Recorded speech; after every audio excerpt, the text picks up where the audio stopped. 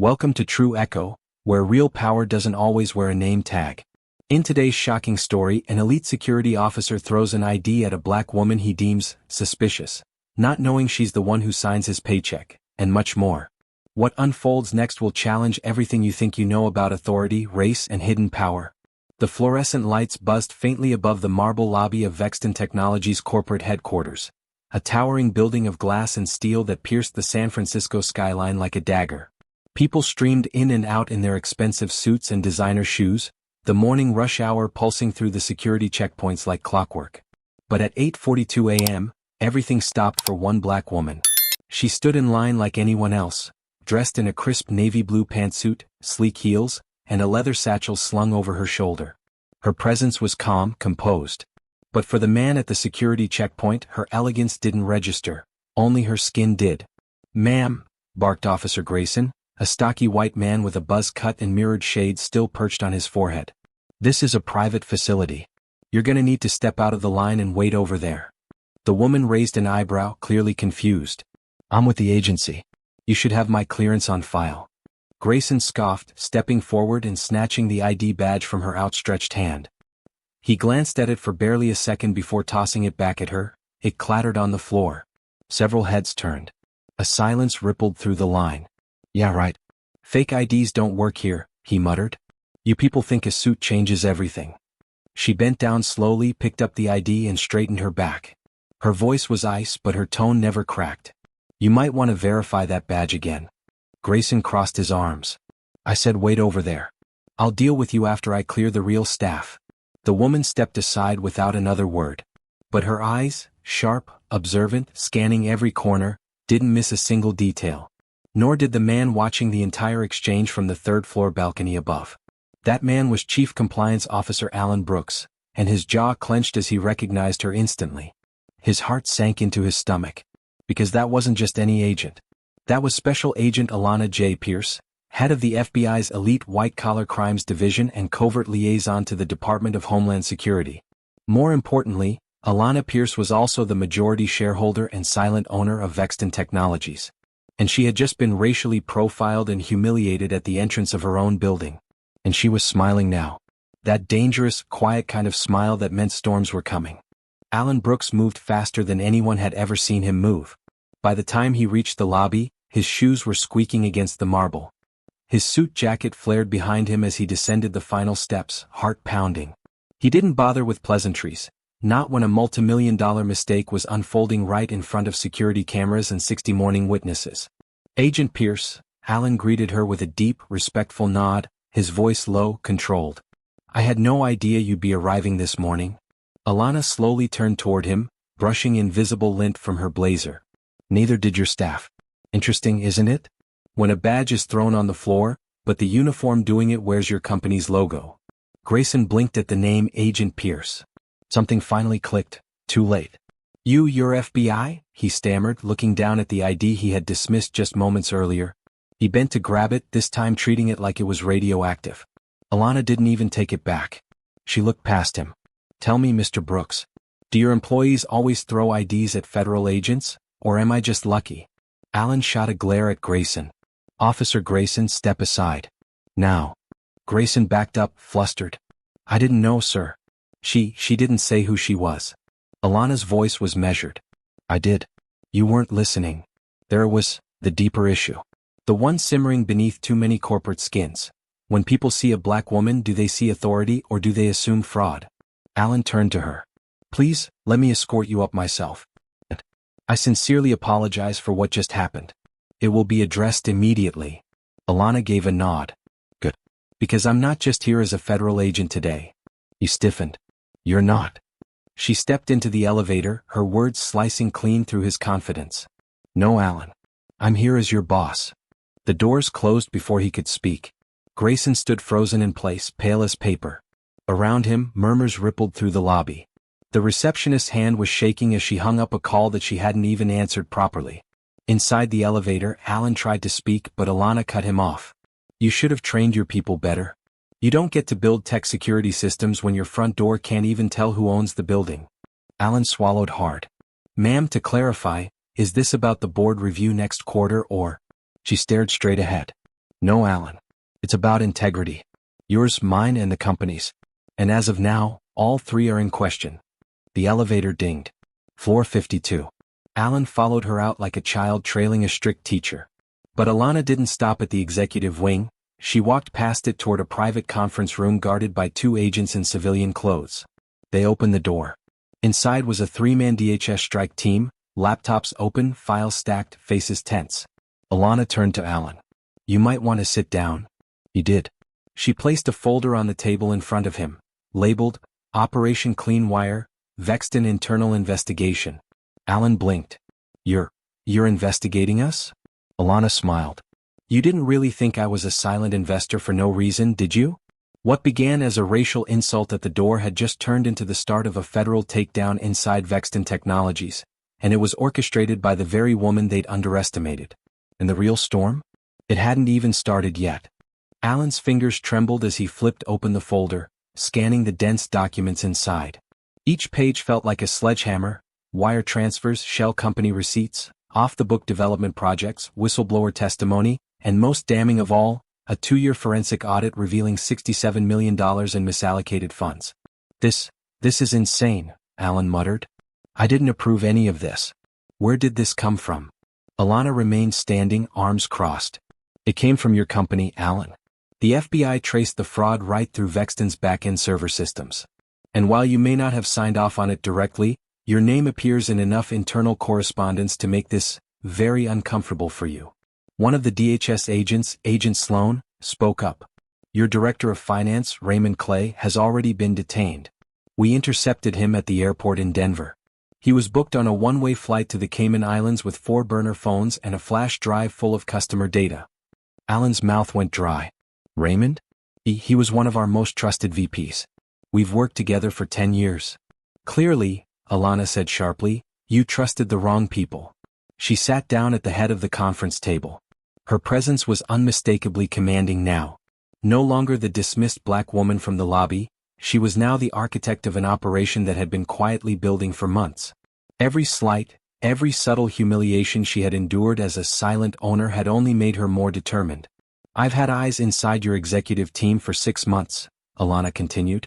We've recorded 3 boardroom conversations implicating department heads in contract fraud, data skimming, and federal compliance violations. And since you were listed as a compliance officer, Alan, her eyes pinned him in place. You're either dangerously negligent or complicit. Alan's hands raised instinctively. I swear to you I had no idea. I would never sign off on anything illegal. I've been focused on expanding the security division and acquiring. That's the problem, she interrupted. You were focused on growth, not ethics. And now your blind spots have turned into liabilities. Agent Sloan dropped the file in front of Alan. We need access to the level 3 server room now. If you cooperate, we may be able to shield you from direct indictment. Alan's voice cracked. You're taking over the company? Alana leaned forward, folding her hands. I already own 62% of it, but today I'm taking control. Outside the conference room, the building was alive with movement. Federal agents moved through the hallways like silent ghosts, securing workstations, seizing documents, and pulling key personnel into closed-door interviews. A few executives had already locked themselves in their offices, calling lawyers. Others were watching the situation unfold from their glass cubicles in stunned silence. Downstairs in the lobby, Grayson stood at the security desk, watching a DHS agent unplug the surveillance system and pack it into a transport case. His supervisor, a wiry man with salt and pepper hair, leaned in and said quietly, "She wasn't just FBI, Grayson. She owns the damn building." Grayson paled. I didn't know." "She told you," the supervisor hissed. "You didn't listen." Back upstairs, Alan slumped in his chair, hands folded tightly. "What happens now?" Alana stood. "Now. We root out every trace of corruption and I rebuild this company from the ground up. And make no mistake, Alan, anyone who stood by while this happened will answer for it." Her tone softened just slightly. "You may not have been part of the fraud, but you let the culture rot from the inside. That ends today." The door opened and another agent stepped in. "Ma'am, we've secured the server logs. They confirm the data transfers. Timestamp matches the whistleblower's claim." Alana nodded. "Good. Begin the purge. No more hidden accounts. No more shadows." Alan stood, shoulders heavy. You're going to fire the board. I'm going to cleanse it, she said. But not with a press release. With action. As she left the room, heels clicking sharply against the marble, every corridor she passed seemed to straighten under her authority. Alana wasn't just an agent anymore. She was the reckoning. The kind of woman who had endured microaggressions, dismissals, and systemic underestimation long enough to weaponize them. And now it was her turn. She stepped into the executive boardroom, where 12 senior board members were seated, confused and anxious. They stood upon seeing her, unsure of what to say. Alana took her seat at the head. I trust you've all been briefed. One brave board member, Harrison Vaught, cleared his throat. Yes. But before we say anything, may I apologize, ma'am? On behalf of all of us. Don't, she replied flatly. Not yet. Let's see how honest you all are first. As she placed her hands on the table, a sharp, clear voice echoed in the room. Bring them in. The doors opened. 2 more agents escorted in former CFO Raymond Clay, handcuffed, disheveled, and silent. Alana's eyes didn't flinch. Let the truth begin. And with that, the silent owner finally took her seat at the center of power, not as a secret shareholder, not as a token title, but as the rightful woman in charge. The atmosphere in the boardroom shifted as if the very oxygen had changed. The 12 board members, many of whom had dismissed her name in shareholder filings as a formality, were now forced to confront her not as an abstract figure behind closed curtains, but as a present and unshakable force. Raymond Clay, still in cuffs, was seated between 2 DHS agents. His face twitched when he made eye contact with Alana. Gone was the slick-talking executive who once prided himself on flying under the radar. In his place sat a man caught. Alana tapped her pen once against the table. Mr. Clay, let's begin with something simple. Would you like to tell this board how long you've been laundering money through Vexton's R&D division? Raymond looked at the others. He licked his dry lips. Look, I'm not the only one. I was just following orders. Alana raised a hand, stopping him cold. You'll answer my questions. You see this board? They don't run this company anymore. I do. And the longer you lie, the less leniency you'll get. The agents beside Raymond opened a laptop, projecting intercepted emails and transaction records onto the large screen behind her. The numbers didn't lie. The shell corporations, the offshore accounts, the duplicated invoices, it was all there, organized, color-coded, time-stamped. Gasps broke out among the board. This can't be real, one woman whispered. Alana didn't even blink. Oh, it's very real. For 2 years, your company has been defrauding clients, underpaying contract workers, and running a second set of books. I've brought down tech empires for less. Harrison Vaught, always the politician of the group, leaned forward. Miss Pierce, Agent Pierce, please allow us to convene privately. We need to discuss these accusations among ourselves. You had your chance to act, Alana replied. Now you'll watch. She turned to Agent Sloan. Run the next file. The screen now displayed a recorded call, internal, encrypted, between 2 senior board members. Their voices were unmistakable. They joked about using minority-led business grants for a project that had nothing to do with equity or inclusion. One laughed and said, "We'll slap a diversity label on it and push it through, the feds eat that stuff up." Silence fell like an avalanche. One of the men on the screen turned ghost white. "That's taken out of context," he whispered. "No," Alana replied, "it's not. And you'll be resigning immediately." "I won't." "You will," she said. "Or I'll forward this to the Department of Justice. And trust me, their tolerance for fraud dressed as diversity is even lower than mine." By now, the others were beginning to realize this wasn't a power play. It was a reckoning. Alana had come with receipts, recordings, leverage, and law. She wasn't cleaning house, she was rebuilding it. Then she stood up. "I became a shareholder in Vexton not because I needed money, but because I needed access. I saw what you all were doing long before I said a word. You thought my silence was ignorance. But it was strategy." She paused, letting her words land. "I've been disrespected, dismissed, and tokenized in rooms like this for most of my career. I've had credentials ignored, badges questioned, and been asked to fetch coffee in rooms I paid to enter. But not anymore." She stepped toward the window, gazing out at the city. "Starting today, Vexton will be a federal partner in full compliance with all standards. We will repay every dollar stolen or misused. Every employee wrongfully terminated under these schemes will be compensated." She turned back. "And every single person who enabled this corruption will be gone. Including you." The man who had thrown her ID, Officer Grayson, was now watching a live feed of this board meeting from a monitor downstairs. His hands trembled as he realized just how deeply he had misjudged the woman he humiliated. Meanwhile, across social media, news had already begun to break. Breaking: FBI agent and owner uncovers massive fraud in tech giant Vexton. And with it came another twist: the public was already siding with her. Employees began sharing stories online about how they'd been silenced, ignored, or pressured to stay quiet about suspicious activity. With Alana at the helm, they were finally speaking. As the boardroom emptied, several members having resigned or been escorted out, only Alan Brooks remained seated, head in his hands. Alana looked at him for a long moment. "You're the only one I'm giving a second chance," she said. Alan looked up, eyes rimmed with red. "Why?" "Because unlike the others," she said, "you hesitated before betraying your values. That means there's something left to build on." He nodded slowly. "Then I'll earn that chance." "You'd better," Alana replied, walking past him. "Because the woman you saw this morning? The one who had her ID tossed back in her face." She looked over her shoulder. "She's not waiting anymore." Alana returned to her private suite on the top floor of Vexton Technologies just before noon.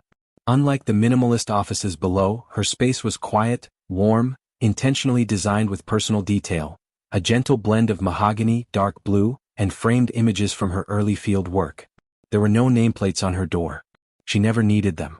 She closed the door softly behind her and leaned against it, taking a long breath. It had been years in the making, and still there was no moment of triumph, only clarity. Taking her seat at the large oak desk, she opened her encrypted laptop. Messages were flooding in. Journalists, lawmakers, corporate watchdogs. The media storm had begun and there was no stopping it. Her name was already trending online: Alana Pierce, the silent CEO. But she didn't read the headlines. Instead, she opened a private video file. On screen, an elderly black man appeared. Her father, Judge Harold Pierce, sat on his porch in Georgia, sipping coffee and reading legal briefs. He didn't speak much anymore, not after the stroke 2 years back, but he still recorded messages when he could. This one was from last month. "Baby girl," he said, voice raspy. "If they ever try you, make sure they regret it. Not with rage. With precision. That's the Pierce way." She smiled softly, swallowing the knot in her throat. Everything she was, discipline, resilience, unflinching purpose, was because of him. That afternoon, she met with the remaining department heads. HR, legal, and compliance gathered nervously in the secondary boardroom, unsure if their jobs would survive the day. "I'm not here to get the company," she told them. "I'm here to cleanse it." She laid out new protocols: anonymous whistleblower channels, mandatory ethics training, AI-driven contract auditing, and a forensic re-review of every deal closed in the last 3 years. No more backdoors. No more manipulation of the Diversity and Inclusion Fund. "We're going to make it real this time." Then she added, "And I want Officer Grayson's badge." The room went quiet. "But he's just security," the HR director mumbled. "A contractor. I don't care. He doesn't belong in this building. Not after the way he treated me. And more importantly, not after what it says to the next black girl who walks in here with credentials." By 3 p.m., Grayson was escorted out. He didn't argue. He didn't even pack his things. He walked with his head low, his shame heavy in public. But the fallout was only beginning. Across the country, the story was exploding. The hashtag she owned it surged across platforms. Commentary poured in from civil rights leaders, CEOs, even federal officials. One tweet from a senator read, "Alana Pierce reminded corporate America that black women don't need your permission to lead, they already do." Still, for Alana there was unfinished business. She met with the internal legal team to finalize a list of executives facing criminal referrals. 12 names. 12 careers. Some had been friends. Others quiet enemies. All had played a role. "Submit the package to the DOJ by morning," she instructed. "Full transparency. No redactions." The team nodded grimly. Later that evening, she sat alone in her suite again. The city lights sparkled below like scattered stars. She pulled out her old FBI badge, the one that had been tossed to the floor that morning, and laid it beside a sleek black folder embossed with the Vexton Technologies logo. 2 identities. 2 versions of herself. And for the first time they no longer conflicted. Her assistant buzzed in. "Miss Pierce, the mayor of San Francisco is requesting a statement. They want to know if you'll be available for a press conference tomorrow regarding corporate reform." Alana stood and walked to the window. The skyline glowed with possibility. Tell them, she said, I'll be there. But it's not about reform. It's about reconstruction. And with that, the woman they underestimated walked away from the shadows and toward the front of the stage, where she belonged all along. The next morning dawned clear and sharp, the kind of San Francisco day that made you feel like anything was possible, if you had the strength to claim it. And Alana Pierce, now no longer the invisible hand behind Vexton Technologies but its official face, was ready to claim everything they had once denied her. The press conference was held at City Hall, and by the time she arrived, a crowd had already formed outside. Not just reporters but activists, business leaders, former Vexton employees, and ordinary people who had heard the story and felt, somehow, seen by it. The energy was electric. Alana stood behind the podium in a tailored black suit, minimal jewelry, and a calmness that radiated power without arrogance. She didn't speak with notes. She didn't need them. I came to San Francisco 10 years ago, she began, voice steady, not for fame, not for power, but for justice. I worked undercover in some of the most corrupt sectors of finance and technology, gathering evidence, building cases, and watching how corporate abuse hides behind polished windows and multi-billion-dollar branding. Cameras clicked furiously but the crowd was silent, hanging on every word. I bought into Vexton Technologies because I wanted to believe this company could be different. I stayed silent because I needed to see its heart. What I saw was a company with brilliance but poison roots. And today, I'm not just cleaning house, I'm setting a new national standard. A round of applause broke out but she held up her hand, stopping it. But this isn't about me, she continued. It's about the young black woman who walks into a building with her ID and gets told she doesn't belong. It's about the janitor with an MBA whose ideas are stolen by someone in a nicer suit. It's about a system that tells women of color to be grateful for the crumbs while others eat the feast. She paused, then added, those days are over. Vexton is now a federal partner, subject to full transparency standards. We've already begun restitution to the clients and contractors who were cheated. And every executive who played a role in the crimes uncovered will be held accountable, not just for breaking laws but for breaking trust. By the time she finished, the applause didn't stop. It roared. It echoed. It carried. Later, as she walked down the steps of City Hall, a young woman approached her, mid-20s, clearly nervous, clutching a worn laptop bag. Miss Pierce, the girl said. I just wanted to say, I'm in law school because of people like you. Alana smiled. Then be better than me. Take the fight further. That evening the networks ran endless commentary. Some praised her brilliance.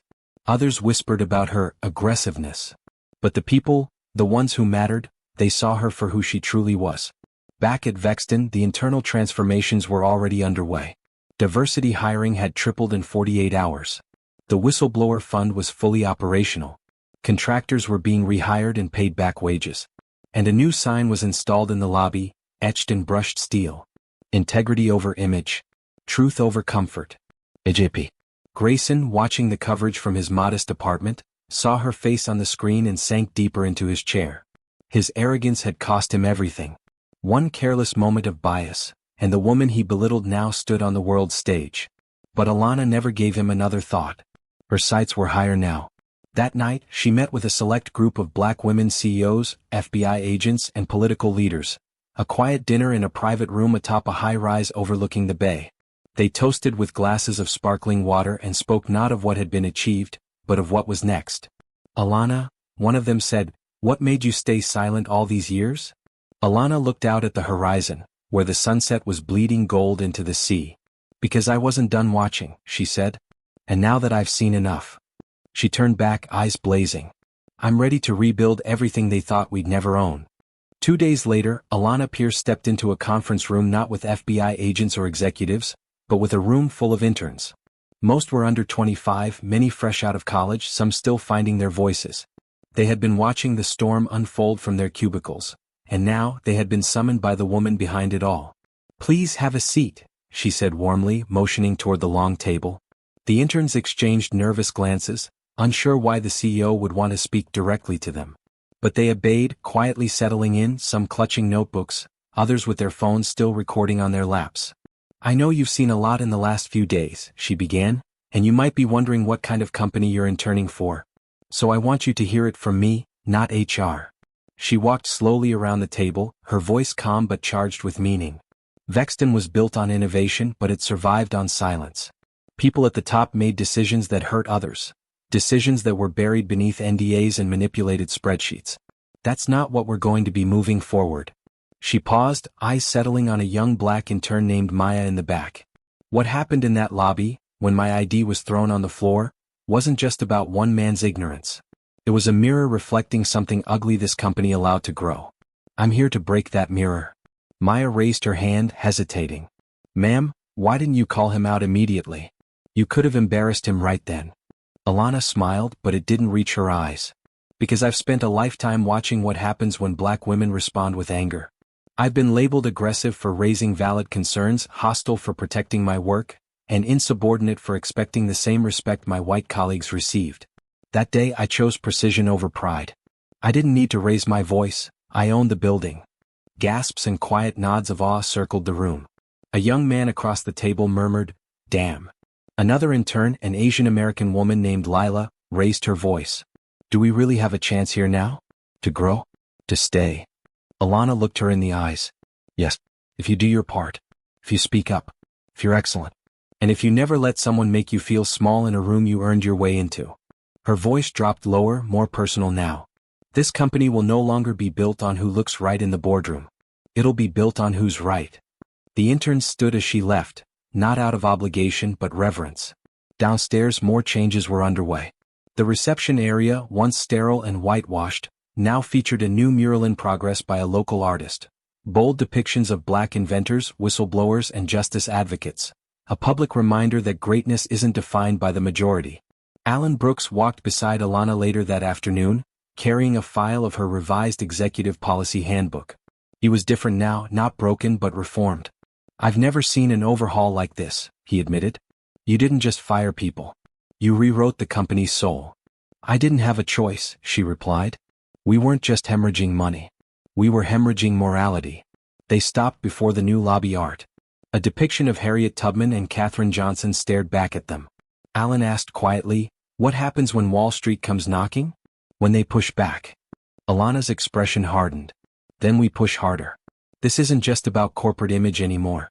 It's about building a blueprint for every young woman watching. That evening, as the sun dipped behind the Pacific, Alana took one final walk through the empty executive floor, now stripped of old portraits and self-congratulatory slogans. She stood in her office, barefoot now, her heels tucked in the corner. She pulled out her badge, the very one that had been thrown at her, and slid it into a glass frame beside the window. Underneath it, a new engraved plaque read, "Underestimated. Until I wasn't. Alana J. Pierce." The war was far from over, but the battlefield had shifted. And this time she was leading the charge.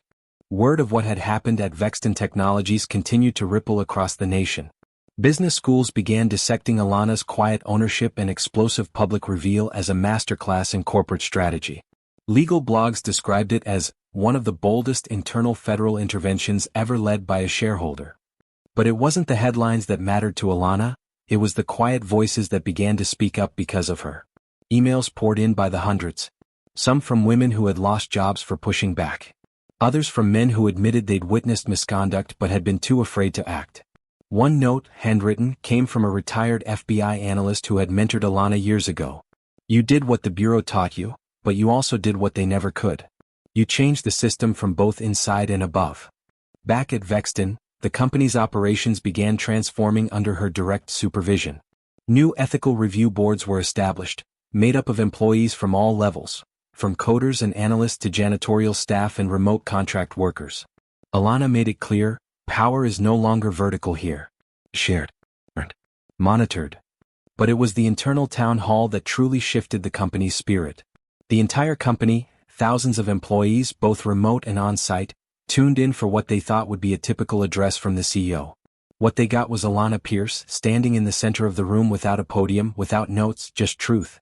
You probably know me now as the woman whose badge got thrown on the floor, she began. But long before that, I was a girl in Atlanta, raised by a father who taught me to recite Supreme Court rulings instead of bedtime stories. She paced slowly, her voice filling the space like music with weight. He was a judge.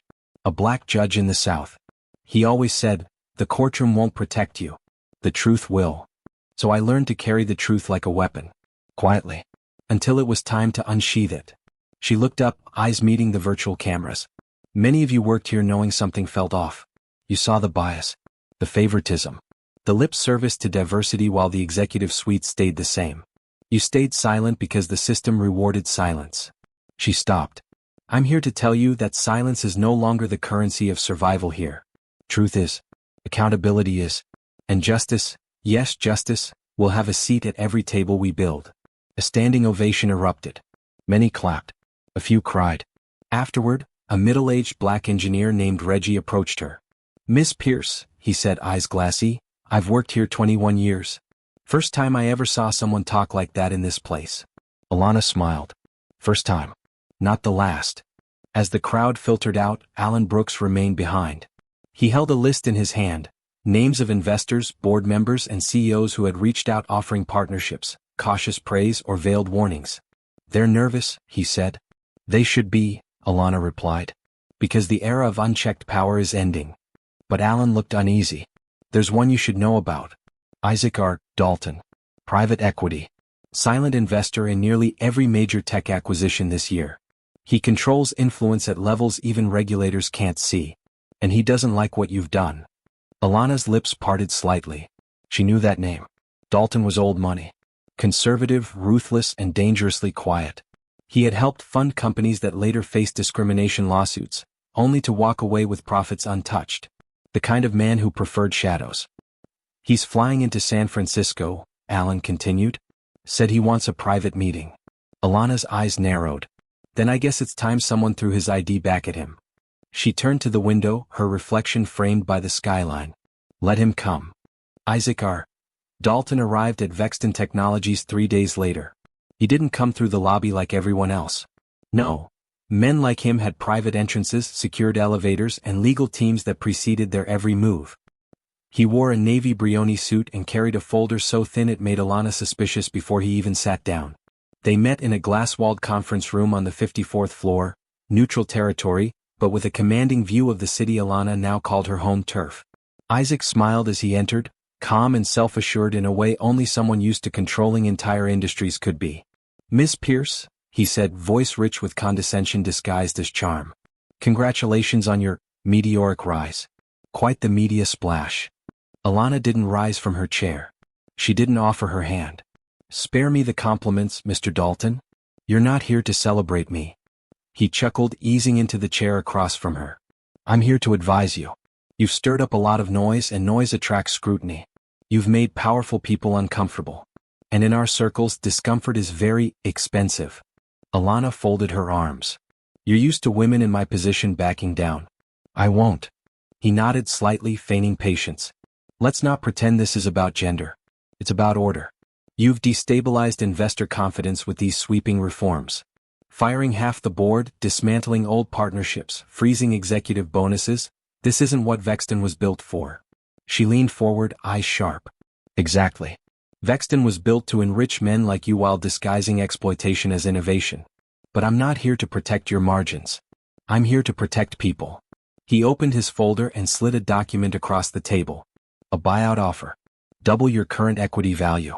Walk away with grace. Let the company return to stability. Alana didn't touch the paper. So that's what this is. A bribe dressed as a lifeline. A choice, Dalton said smoothly. Take the money. Avoid the war. She stared at the offer for a long moment. And then, with calm precision, she took her old FBI badge from her bag and placed it on top of the document. Dalton's smirk faltered. I've fought drug cartels with more subtlety than you, she said. I've brought down banks laundering money through NGOs. I've walked into war zones with nothing but a wire and walked out with 40 indictments. You think this scares me? His voice darkened. You're making enemies you can't see, Miss Pierce? She smiled, deadly quiet. No. I'm making them visible. That's the difference. Dalton leaned back, watching her now with a colder gaze. I give you 6 months. Maybe less. You'll be buried in lawsuits, boycotts, shareholder revolts. Alana stood. Then bury me, she said, and pray to whatever God you believe in that I don't climb out stronger. Dalton rose too, visibly frustrated now. This isn't over. No, she said. It's just beginning. He stormed out. She watched him go, not with fear but with certainty. Because that meeting had been the final test. The attempt to buy her silence, to rewrite the narrative with hush money and boardroom threats. But Alana Pierce wasn't for sale. Downstairs, employees had gathered around live feeds of the meeting, watching their CEO stand her ground with a man who once controlled their fates from the shadows. One whispered, "She just told him no one owns her." The whispers turned into a chant. "She owns it. She owns it." Back in her office, Alana updated her digital journal, something she had started the night she became an FBI agent. "Today I faced the empire. And I remembered my father's words, don't fear the man with money. Fear the woman with nothing to lose and everything to prove." She closed the journal. Then opened a new tab labeled, Project Phoenix, National Framework for Ethical Tech Reform. Because Vexton was just the beginning. The announcement dropped quietly at 9 a.m. on a Monday, but the shockwaves traveled loud and far. Project Phoenix, led by FBI veteran and Vexton CEO Alana J. Pierce, new federal tech coalition to overhaul corporate ethics nationwide. The White House co-signed it. So did the DOJ, the SEC, and over 50 members of Congress from both political parties. In an era when America's institutions were battered by mistrust, corruption, and cronyism, a single woman had launched what no think tank had dared, an enforceable ethical model for the digital age. And not from theory, from experience. The press asked how she got so many agencies to agree. She answered with one line, "They didn't agree with me. They agreed with the facts." Project Phoenix would audit top tech firms for equity violations, establish national benchmarks for inclusive leadership, and for the first time, link federal funding to internal whistleblower protections. Any company that refused? Disqualified from government contracts. Publicly listed. Overnight, Alana became something bigger than CEO. She became a symbol. Not of perfection, but of power earned. That week, Vexton Technologies held its first company-wide ethics summit under the new leadership. Instead of a sterile ballroom in a hotel, Alana had it hosted at a reclaimed public school in the city's poorest neighborhood, the same area where many contract workers lived, and where her father once taught pro bono law workshops. There she took the stage without fanfare. "You don't fix injustice with a press release," she told the crowd. "You fix it with proximity. You go to the places power avoids. You listen. You sit with the pain.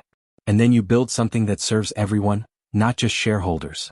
The applause was thunderous. Back at Vexton, the security desk was now manned by a young black veteran named Isaiah, former military police, soft-spoken but firm. When he saw a woman approach without a visible badge, he didn't assume. He asked, "Good morning, ma'am. May I help you?" The woman smiled. "Just a tour." He nodded respectfully. "Welcome to Vexton." Inside, the walls bore new symbols, not stock prices or milestone sales graphs, but murals of truth-tellers, scientists, agents, and visionaries. In the executive lobby, the largest mural bore a quote. "You never know who owns the room, until they decide they're done being polite." AJP. Grayson, watching from a TV at his local gym, could only stare in stunned silence as the story made national news again. The woman he humiliated had turned his moment of cruelty into a movement of reform. Meanwhile, Isaac Dalton had gone silent. His firm lost 3 major federal clients, and he was under investigation by 2 financial watchdog groups for past deals unearthed by Phoenix auditors. His world was unraveling piece by piece, and this time no silent boardroom could shield him. Alana, however, had already moved on. She now traveled to universities, spoke before Congress, mentored whistleblowers, and guided young executives on building companies with soul. She didn't just lead Vexton, she redefined leadership in an age of surveillance, silence, and scandal. At night, she returned to her condo overlooking the bay, where a single photograph sat on her desk. Her and her father, arms around each other, both grinning as if they already knew what the world was about to find out. Her phone buzzed, a message from Maya, the intern. "Got hired full-time. They made me head of policy review. Thank you for everything." Alana smiled. She had once fought to be seen. Now she cleared the path for others to be heard. In her journal, she wrote, "The badge they threw on the floor didn't break me. It revealed them. And in that moment I realized, my power doesn't come from the ID. It comes from the fact that I never needed it to begin with." And with that, Alana J. Pierce, the black FBI agent whose identity they tried to diminish, became the woman who would own not just a company, not just a moment, but an entire legacy. If today's story moved you, then you understand one powerful truth. Real change doesn't start with permission, it starts with courage. Alana's journey reminds us that the ones society tries hardest to ignore are often the ones holding the blueprint for justice. So ask yourself, What would you do if you stopped waiting for the world to recognize your worth, and simply claimed it? If this story inspired you, subscribe to True Echo for more powerful real feeling stories just like this one. Share your thoughts in the comments and don't forget to like and share this video with someone who needs a reminder of what quiet power really looks like.